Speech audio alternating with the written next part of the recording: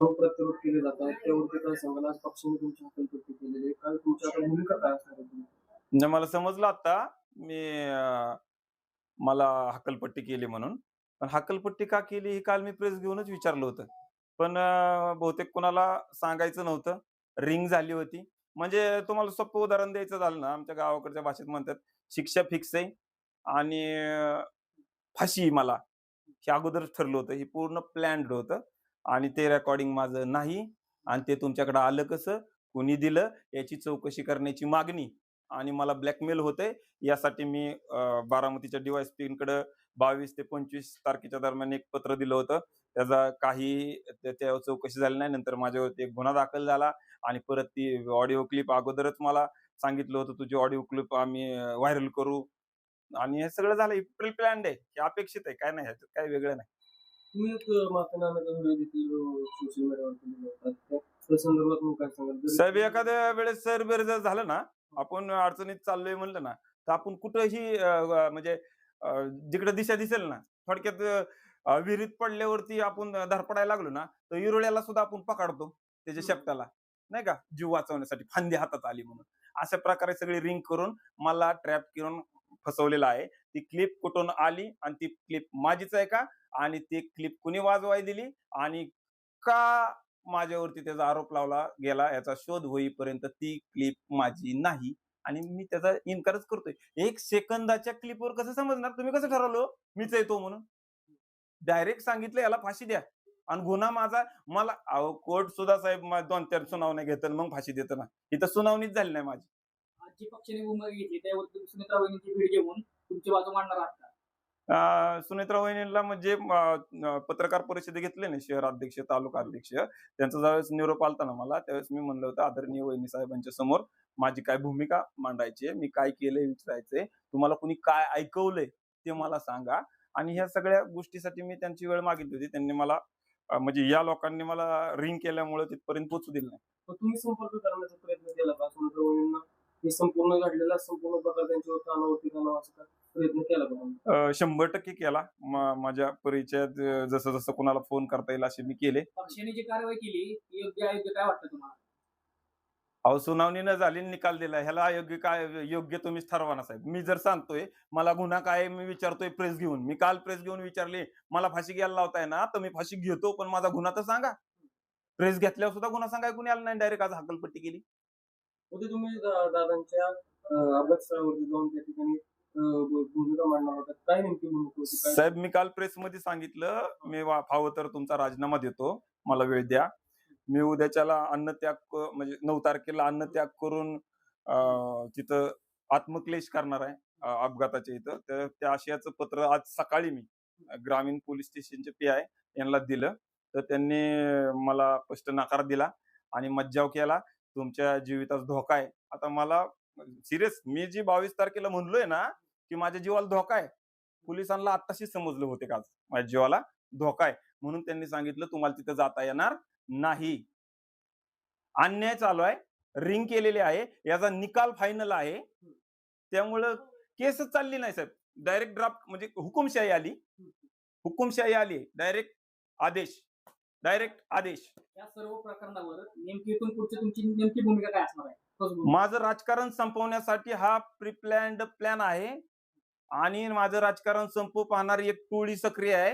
दादा असताना ती एक एकटी लढत होती.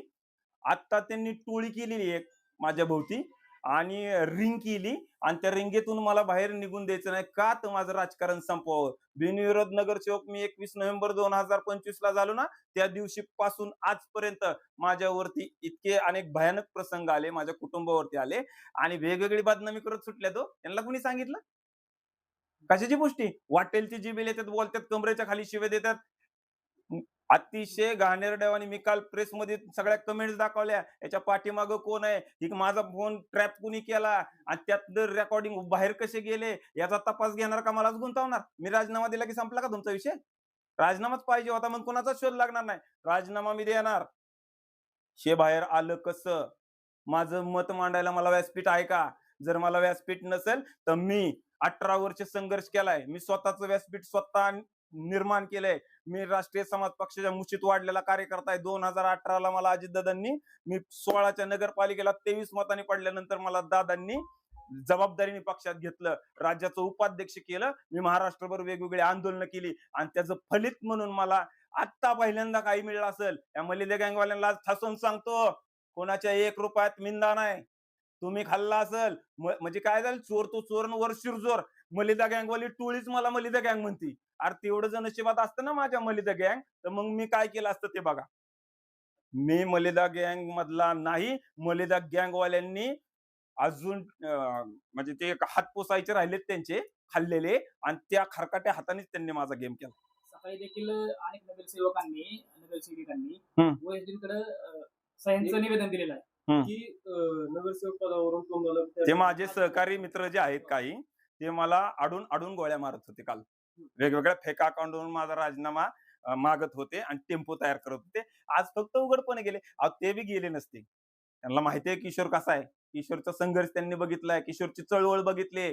त्यांना प्रेशर करून बोलावण्यात आलं, एका जागेवरती सह्या घेतल्या आणि ते ठीक आहे घेतल्या सह्या. मी म्हणतोय की हे राजीनाम्यासाठीच चाललंय ना.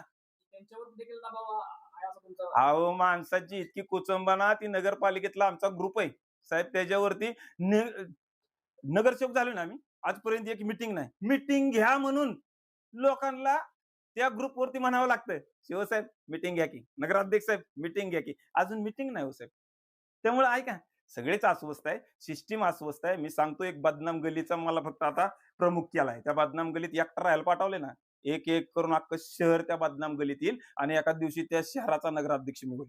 किशोर मासाळ बिनविरोध नगरसेवक त्या ठिकाणी झाले. किशोर मासाळांना असं टार्गेट करून नेमकं या मागे कोण आहे? किशोर मासाळांना काय वाटतं, नेमकं तुम्हाला त्याच्या मागचं काय? मी काल प्रेसमध्येच सांगितलं, याच्या मागे कोण आहे, काय कसं आहे, हे सगळं विथ प्रूफ मी आपल्याला देणार आहे. आता रोजच आपली भेट होणार आहे. आज फक्त तुम्ही त्या हकालपट्टी बाबत आलाय.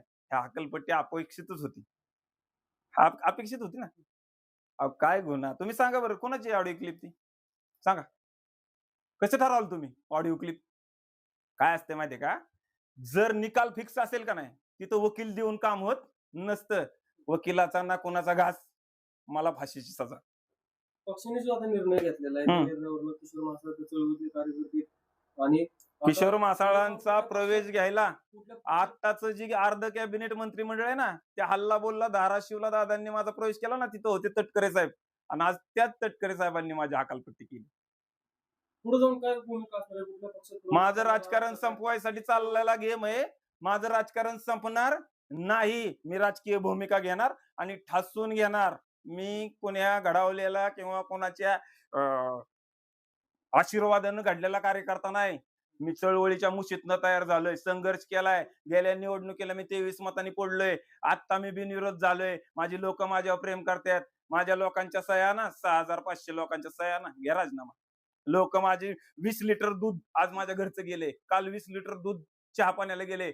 राजीनामा द्यायची गरज नाही म्हणले, तुम्हाला ट्रॅप केलं जातंय, तुम्हाला अडकवलं जातंय. ती लोक धडाधडा, आता तुम्ही माझ्या प्रभागात जाऊन विचारा, ट्रॅप कुणी केलाय म्हणा, धडाधडा नावं घेतात माणसं. हाय हाय हाय. हे सगळं जे काही षडयंत्र तुमच्या विरोधात चाललंय, ते तुम्ही कधी पुढे आणणार आहे नेमकं? मी सांगितलं ना तुम्हाला. अहो मला ह्याच्या ऐका ना, पुढे नगरसेवक आहे. नशीब माझं चांगलं साहेब, मला एरवड्यालाच पाठवायचा प्लॅन होता आणि तिकडून येस तर माझा राजीनामा घेऊन खेळ खालास. थोडा लोकांचा अभ्यास कमी आहे.